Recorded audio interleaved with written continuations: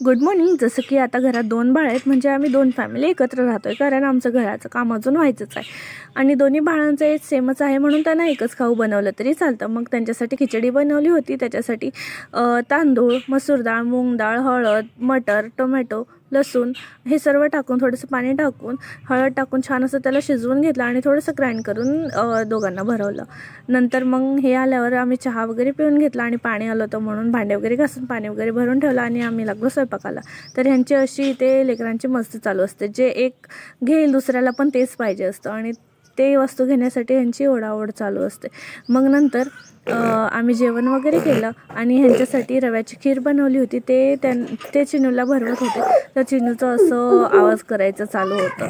मग नंतर त्याला ते भरवलं आणि त्याच्या औषधं वगैरे देऊन त्याला झोपवलं आणि असं संपवलं आजचा दिवस. व्हिडिओ आवडल्यास पेजला फॉलो करा, चॅनलला सबस्क्राईब करा. भेटूया परत. बाय.